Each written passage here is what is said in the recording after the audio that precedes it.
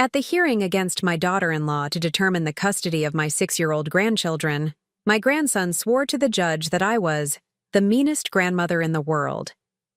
The evidence I presented made everyone question who the bad influence really was. I'm glad to have you here. Follow my story until the end and comment the city you're watching from so I can see how far my story has reached. The courtroom fell silent.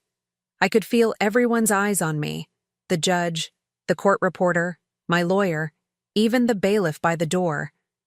But the only gaze that truly pierced my heart was Tommy's.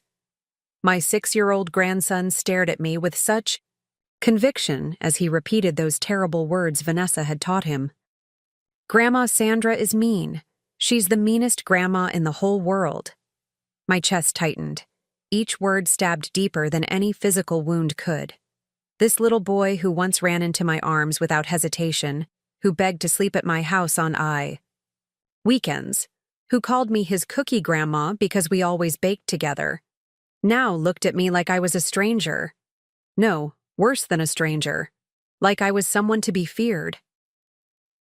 Vanessa sat beside him, her hand on his small shoulder, her face, a perfect mask of concerned motherhood. To anyone who didn't know better, she appeared to be comforting her child through a difficult moment. But I saw the slight upward curl of her lips, the satisfied gleam in her eyes. She had orchestrated this moment perfectly. Tommy, the judge said gently, can you tell me why your grandmother is mean?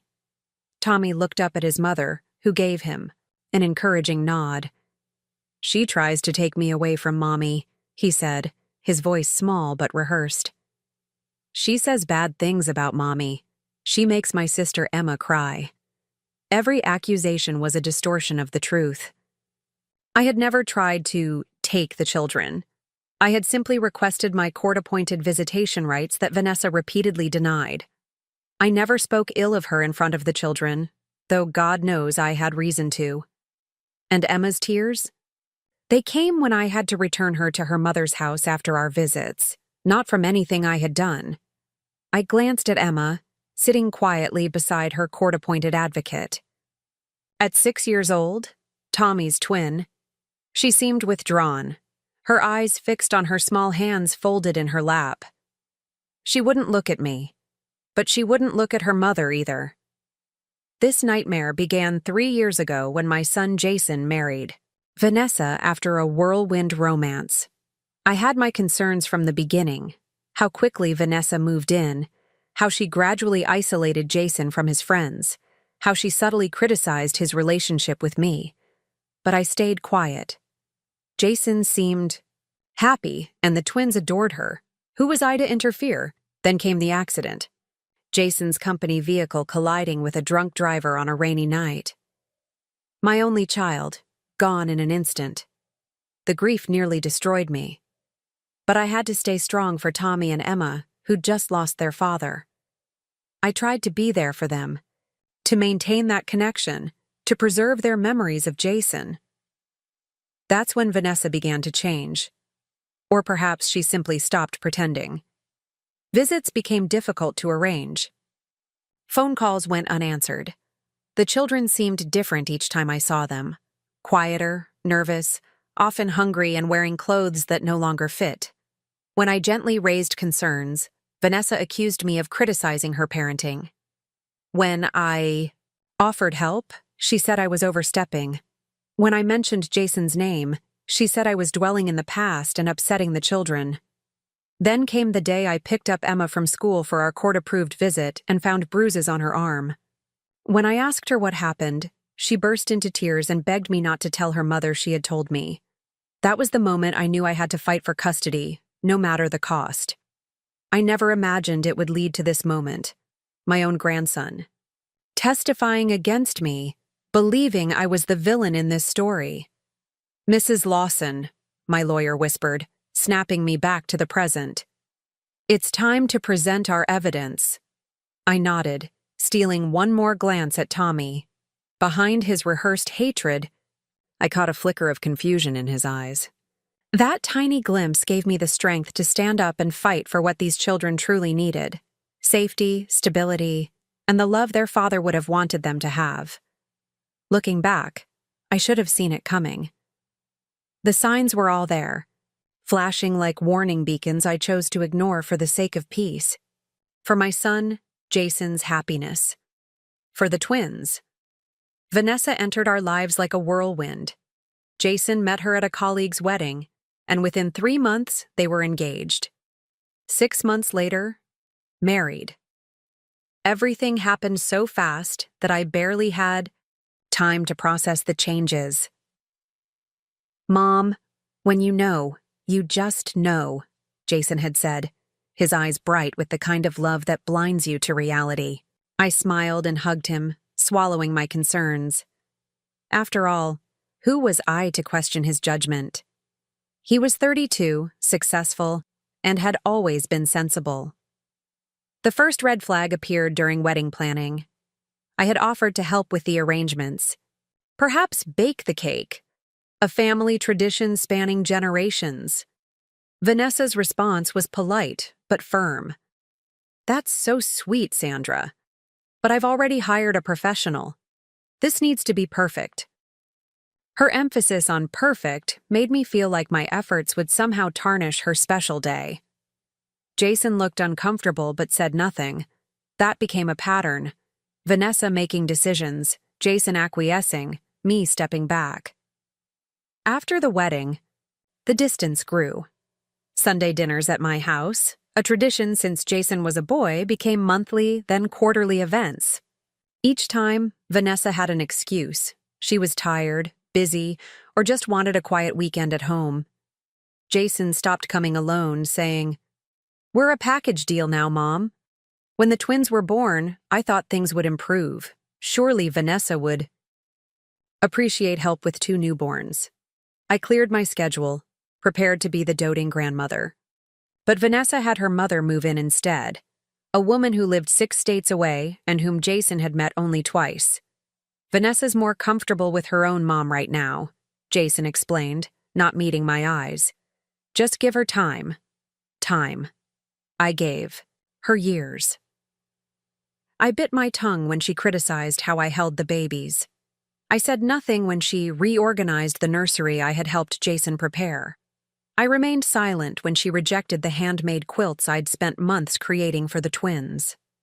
The most telling moment came when the twins were 3. I'd bought them small tricycles for their birthday.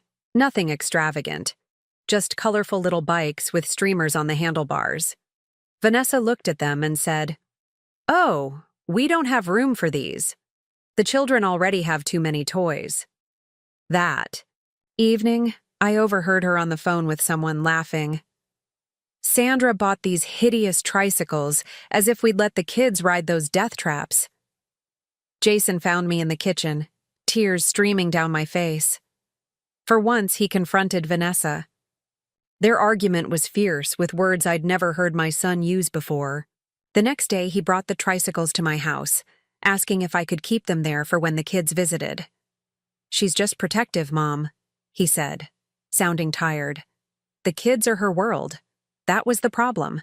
They were her world, not ours. Not a shared joy, but her exclusive territory." Then came the accident. A rainy Thursday night. A drunk driver. My son gone forever. I still remember getting that call, how my legs gave out, how I couldn't breathe. Through my grief, I worried about the twins, about how to help them understand that Daddy wasn't coming home, but Vanessa shut me out completely. "We need space to process this as a family," she said at the funeral, standing between me and the twins. "I'll call when we're ready for visitors." That call never came. When I finally saw the twins 2 weeks later, they seemed confused about who I was. Tommy, who used to climb into my lap the moment I arrived, hid behind Vanessa's legs. Emma reached for me, but Vanessa pulled her back, saying she was too emotional right now. I had to file for grandparent visitation rights just to see them. The court granted me 1 weekend a month and weekly phone calls. Even those became battlegrounds. The children were too busy for calls. They were sick on my weekends. When I did get them, they arrived hungry, unwashed, and wearing clothes too small or inappropriate for the season. Emma once whispered, "Mommy says we can't tell you stuff, or you'll take us away." I started documenting everything: the missed visits, the children's physical condition, their concerning comments. Each time I expressed concern, Vanessa accused me of trying to undermine her. The final straw came 9 months ago. During a rare approved visit, Emma came out of the bathroom in tears. When I gently asked what was wrong, she lifted her shirt to show me finger-shaped bruises across her back. "Mommy's friend Rick did it," she whispered. "He said I was being too noisy." That night, after returning the children, I called Child Protective Services. The investigation found nothing conclusive. Vanessa blamed the marks on a fall at the playground. But something in me hardened. I knew then I couldn't stand by anymore. These children needed protection. I filed for custody the next day, setting in motion the events that led to this courtroom, to my grandson calling me the meanest grandmother in the world, to the mountain of evidence I was about to present, evidence that would show exactly who was harming these innocent children. For the first time since Jason's death, I felt his presence beside me, urging me forward. "Fight for them, Mom," I could almost hear him say. "Don't give up." And I wouldn't. Not when their safety and futures hung in the balance. The first real evidence I gathered came from an unexpected source.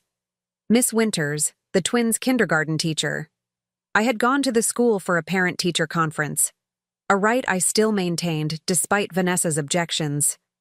Miss Winters, a petite woman with kind eyes and a gentle voice, seemed nervous when I arrived. She kept glancing at the door as if worried someone might walk in. "Mrs. Lawson," she said quietly, closing the classroom door. "I'm glad you came. There are some things we need to discuss about the twins." My heart immediately sank. "Are they having trouble with their schoolwork?" She shook her head. "It's not that. They're both bright children. It's—" She hesitated, then pulled out a folder from her desk drawer. "I've been documenting some concerns." Inside were notes dating back months. Emma coming to school in the same clothes 3 days in a row. Tommy falling asleep during morning circle time, telling Miss Winters they had to stay up for Mommy's friends. Both children often hungry, devouring their school lunches and asking for more. "Last week," Miss Winters said, lowering her voice further, "Tommy told me they don't have dinner at home sometimes because Mommy forgets."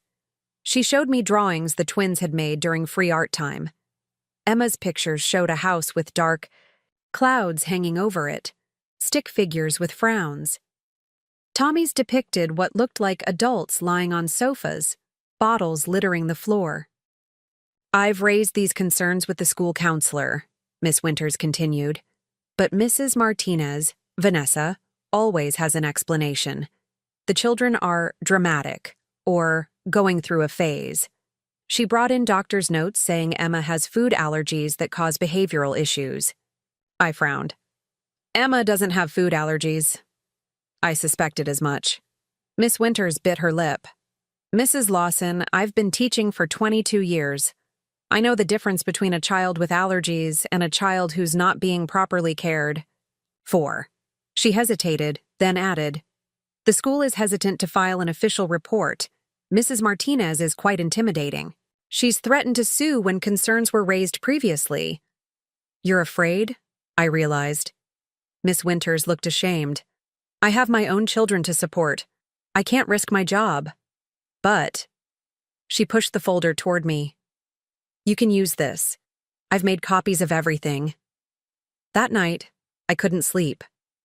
The folder sat on my nightstand, its contents haunting me. In my mind's eye, I saw the twins, hungry, tired, confused. I imagined Jason looking down, his heart breaking at what was happening to his children. The next morning, I received a text from an unknown number. "Check your email. Evidence you need." The sender was Martin, Vanessa's ex-boyfriend from before she met Jason. They'd dated for 3 years, and he had reached out after seeing my name in court records. His email contained photos and videos from when he and Vanessa lived together. Vanessa drunk at noon, screaming at his young nephew who was visiting. Vanessa throwing dishes during an argument. Text messages showing her threatening to harm herself if he left her. She was manipulative and volatile, Martin wrote. I didn't speak up when she married your son because I was just glad to be free of her. I will testify if needed. Those kids deserve better. Armed with this evidence, I hired a private investigator. The report he delivered 2 weeks later made my blood run cold.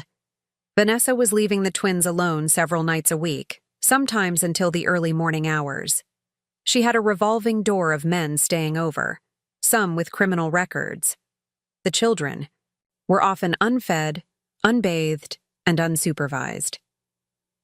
The investigator had photographed Emma waiting by the school's front door for 40 minutes after pickup time, while Vanessa sat in her car in the parking lot, apparently asleep or intoxicated. He'd documented Tommy wandering the neighborhood alone at dusk, knocking on neighbors' doors asking for food. Most damning was the audio recording from outside their home, capturing Vanessa screaming at the children. If you tell Grandma anything, they'll take you away and you'll never see me again. Is that what you want? To be all alone? The twins' voices, small and frightened. No, Mommy, we won't tell. With trembling hands, I compiled everything. Miss Winter's documentation, Martin's evidence, the investigator's report, my own detailed records of missed visits and concerning observations. I'd been gathering pieces of a terrible puzzle, and now the completed picture was impossible to ignore. When I presented it all to my lawyer, Gloria, she reviewed it silently, her expression growing grimmer with each page. This is compelling, Sandra, she said finally. But Vanessa will fight back hard. She'll paint you as a vindictive mother-in-law trying to steal her children. Are you prepared for how ugly this might get? I thought of Tommy's fearful eyes, of Emma's bruises, of the desperate way they ate when they were with me, as if unsure when their next meal would come. I don't care what she says about me, I said firmly. These children need someone to fight for them. Jason can't do it anymore. It has to be me. Gloria nodded, a new respect in her eyes. Then let's file for emergency custody. With this evidence, we have a strong case. That filing set in motion the hearing where Tommy would call me the meanest grandmother in the world. But I knew the truth now, and I wouldn't back down. Not when those children's safety was at stake. Even if they hated me for it, I would protect them. That's what being a grandmother really means. The days leading up to the custody hearing were the longest of my life. Each night, I'd lie awake imagining the twins alone in that house, wondering if they were safe, if they had eaten dinner, if anyone had tucked them in with a bedtime story. I'd stare at the ceiling, remembering how Jason always said goodnight to his stuffed dinosaur until he was 12 years old, how he'd want his children to have the same sense of security he'd grown up with. Gloria, my attorney, warned me repeatedly about what to expect. Vanessa will use every weapon in her arsenal, she said during our final preparation meeting. She'll paint you as controlling, as interfering, as unable to accept that you're not the parent. I know I'm not their parent, I replied quietly. I'm just trying to be what their father would want me to be. Their protector. Gloria's expression softened. The judge will see the evidence, Sandra. But you need to prepare yourself for how the children might behave in court. If Vanessa has been coaching them, she has, I interrupted. Tommy barely looks at me anymore. Emma just seems scared all the time. Then be ready for them to say hurtful things. Can you handle that? I thought about it honestly. Could I bear to hear my grandchildren, whom I loved more than life itself, say terrible things about me? Things they'd been trained to say? I have to, I finally answered. Because nobody else is standing up for them. The morning of the hearing, I dressed carefully in a simple navy blue dress. Nothing flashy, nothing that could be interpreted as trying too hard. I wore the small heart-shaped locket Jason had given me for Mother's Day when he was 16, his school picture still inside. It felt like carrying a piece of him with me. When I arrived at the courthouse, my neighbor Martha was waiting outside. She had offered to come for moral support, but I hadn't expected to see her there so early. "I couldn't sleep," she admitted, giving me a quick hug. "I kept thinking about those babies, and about you, going through this alone."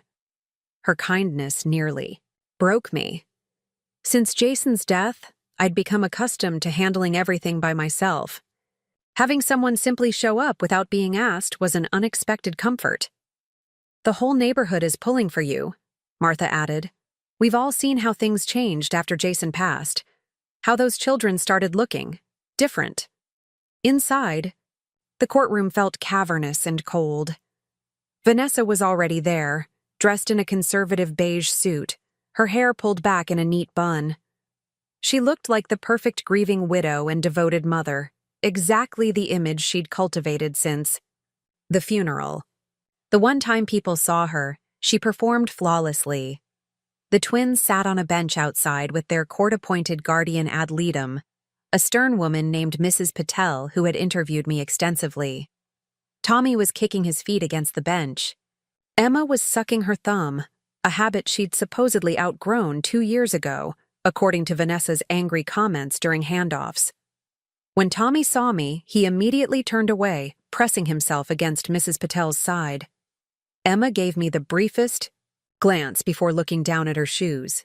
The rejection stung, but I understood. They had been conditioned to fear me, to see me as a threat to their family.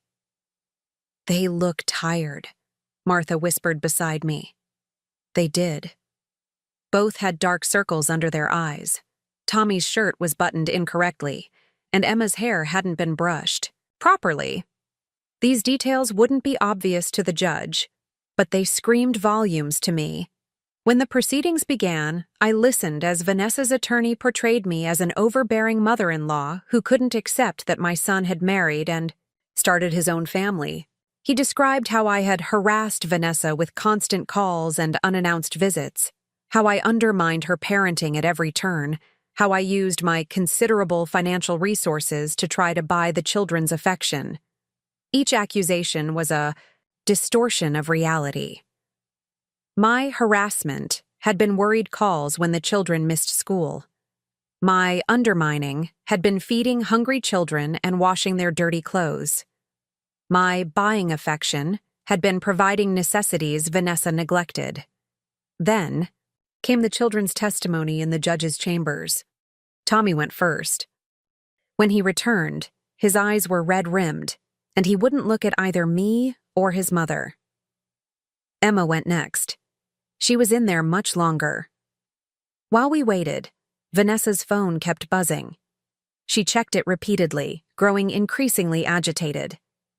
At one point, she excused herself to take a call in the hallway. Through the partially open door, I could hear her harsh whispers. "No, you can't come over tonight. Because I'm in court, you idiot. No, the kids will be there. I don't care what you want." When Emma finally emerged from the judge's chambers, she looked directly at me for the first time that day. Something in her expression had changed. A flicker of hope, perhaps, or relief. My heart raced. Had she told the truth? Later, I would learn that Emma had indeed started to open up to the judge. She had mentioned Rick, Vanessa's boyfriend who had left the bruises. She had described nights left alone while Mommy went to parties. But when asked directly if she wanted to live with her mother or grandmother, she had frozen, too frightened to answer. As we moved back into open court, I felt a strange calm settle over me. Whatever happened next, I had done everything possible to protect these children. I had broken my silence, gathered evidence, and fought against all odds. Jason would be proud of that at least. The judge called for Tommy to testify in open court, AIA, decision that surprised both attorneys. And that's when my grandson, his small voice shaking, called me the meanest grandmother in the world. In that moment, looking at his frightened face, I made a silent promise. Even if they hate me now, I will never stop fighting for you. Someday, you'll understand why. Your Honor, I'd like to present evidence regarding the children's living conditions, Gloria said, her voice steady and professional. The judge nodded, and Gloria began methodically displaying the documentation we had gathered. School attendance records showing frequent absences and tardiness. Photos from the investigator showing the twins wandering unsupervised in the neighborhood. Medical records indicating missed appointments and delays in necessary vaccinations. Vanessa's attorney objected repeatedly, claiming the evidence was obtained unethically or taken out of context. The judge overruled most objections, his expression growing more concerned with each new piece of evidence. Then came Miss Winter's testimony. She spoke quietly but firmly about her observations, the children's hunger, their fatigue, their concerning artwork, and their troubling comments about home life. Tommy told me that sometimes they eat cereal for dinner because Mommy's door is locked, she said. Emma frequently comes to school in the same clothes, sometimes with stains from the previous day. Vanessa's face remained composed, but I noticed her fingers gripping the edge of the table, her knuckles white. Next came Martin's testimony. He described Vanessa's volatile behavior during their relationship and her tendency to manipulate others, to get what she wanted. He showed text messages where she had threatened self-harm when he tried to end their relationship, and described incidents of rage that left him fearing for his safety. I believe she is capable of using those children as pawns, he concluded. I've seen her manipulate people before. She doesn't see the harm she causes. Throughout these testimonies, I kept my expression neutral. Inside, though, I was trembling with a mixture of vindication and sorrow. These weren't revelations to me, but hearing them stated plainly in court made them feel both more real and more tragic. Then came the moment that would change everything. Gloria played the audio recording the investigator had captured. Vanessa. Screaming at the twins, threatening them, telling them they would be taken away if they spoke to me about what happened at home. The courtroom fell silent. The judge's expression darkened. Even Vanessa's attorney looked taken aback. Mrs. Martinez, the judge said, his voice stern. Would you care to explain this recording? Vanessa straightened in her chair. That recording is taken out of context, she said smoothly.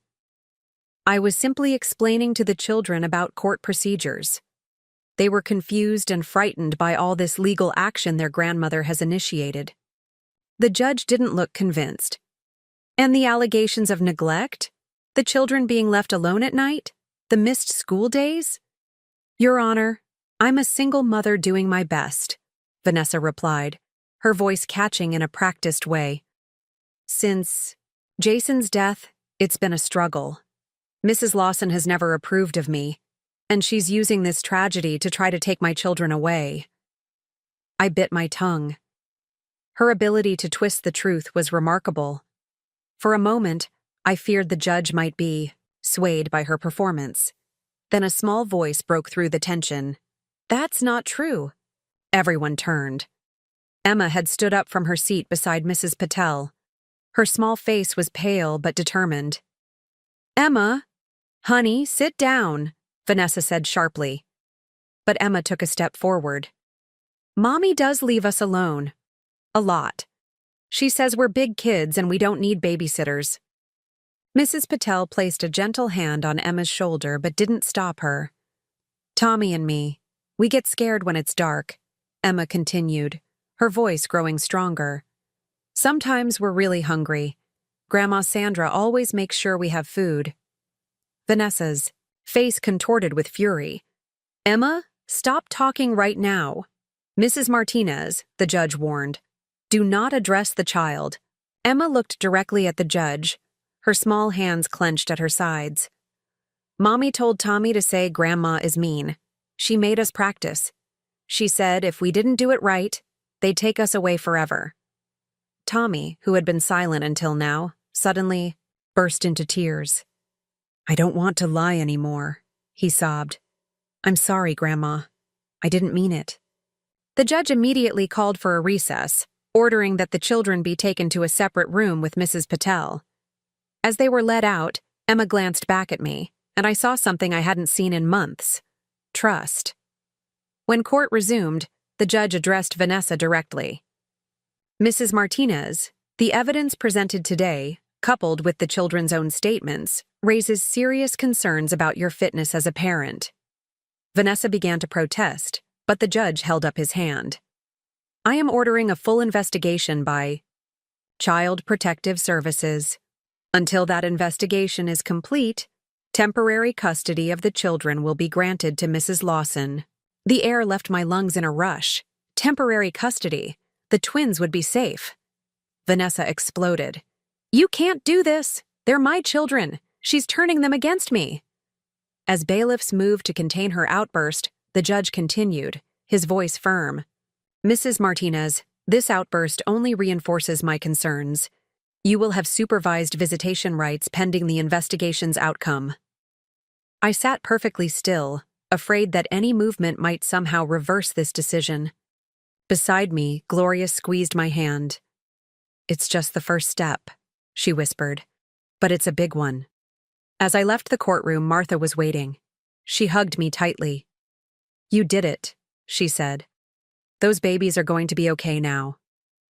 But looking back at Vanessa's face, contorted with rage as she spoke with her attorney, I knew this battle was far from over.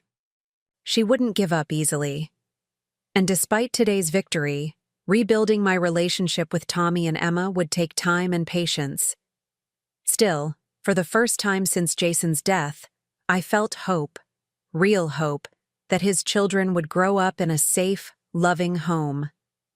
Just as he would have wanted, that first night with the twins in my home was both wonderful and heartbreaking.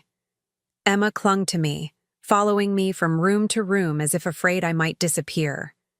Tommy kept his distance, watching us with uncertain eyes, still wrestling with guilt over his courtroom testimony. I had prepared their old rooms, the ones they used during weekend visits in happier times. Fresh sheets with dinosaur patterns for Tommy, butterflies for Emma, their favorite stuffed animals waiting on their pillows, shelves stocked with books we'd read together before everything changed. After a simple dinner, chicken nuggets and mac and cheese, comfort food they actually ate rather than pushed around their plates, I helped them with their bedtime routine. As I tucked Emma in, she grabbed my hand. Are we really staying here now? She asked, her voice small in the dim glow of her night light. For a while, yes, I answered carefully. The judge thought it would be good for you and Tommy to stay with me until some things get sorted out. Is Mommy in trouble? I measured my words, remembering what the social worker had advised. Your mommy is going through a tough time. She's getting help so she can be a better mom. Emma was quiet for a moment, then whispered, I was scared to tell the truth. I thought you'd be mad at me. I brushed her hair back from her forehead. Emma, sweetheart, I could never be mad at you for telling the truth. It was very brave.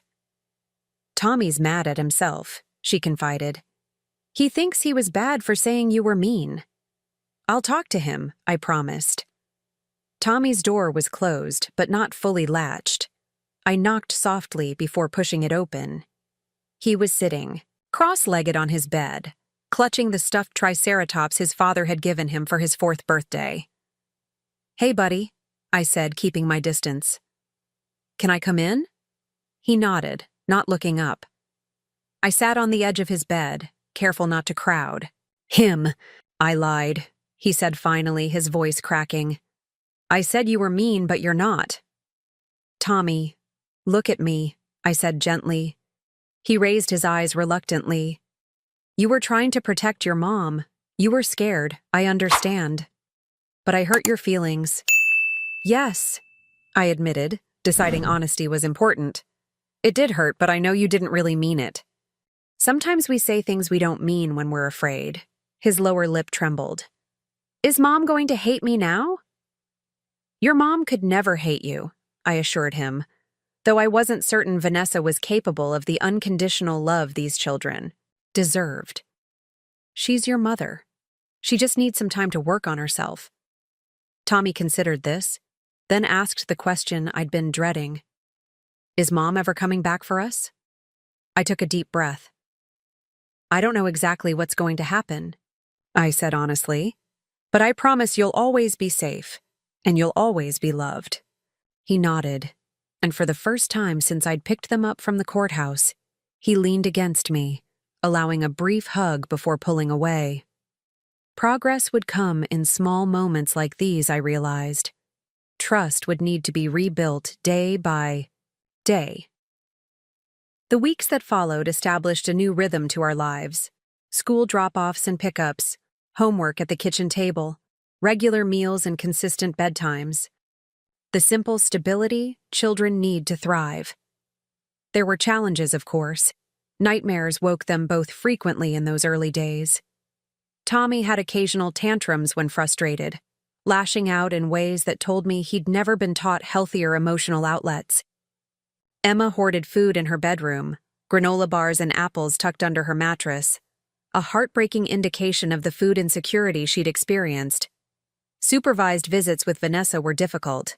She would arrive bearing expensive gifts and making grand promises about the future, leaving the twins confused and emotionally drained. After each visit, we'd have setbacks, bedwetting, clinginess, behavioral issues at school. The court-appointed therapist, Dr. Chen, became our lifeline.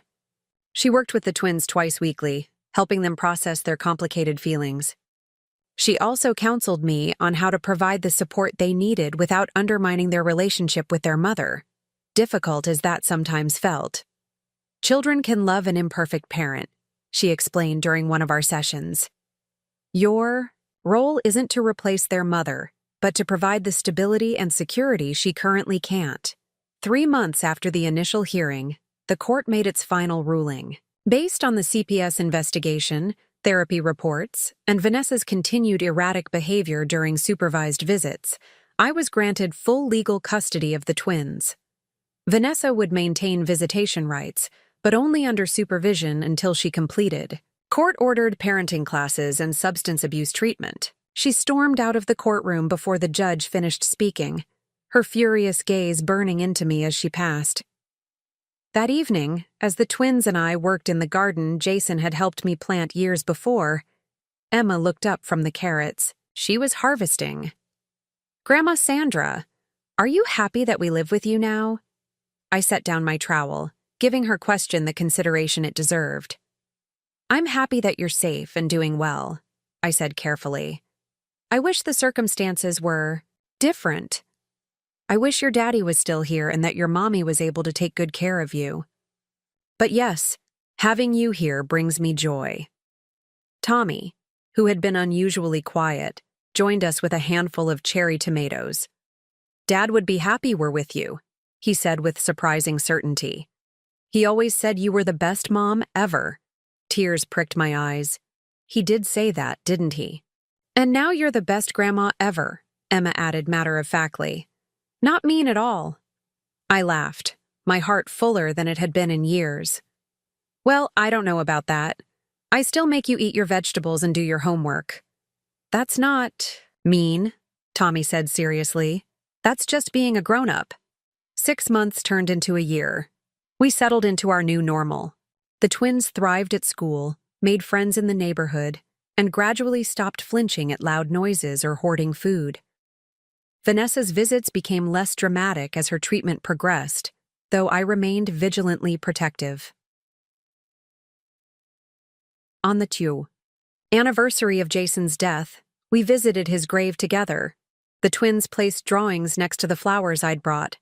As they ran to explore a nearby magnolia tree, I sat on the bench facing Jason's headstone. "We're going to be okay," I told him softly. "It wasn't the way any of us planned, but I'm keeping my promise to take care of them." A gentle breeze stirred the leaves above me, and for a moment, I felt a deep sense of peace. This path had been more difficult than I could have imagined, filled with heartache and struggle. But watching the twins play in the dappled sunlight, their laughter carrying on the wind. I knew every painful step had been worth it. They were safe. They were loved. And somehow, against all odds, we had become a family again.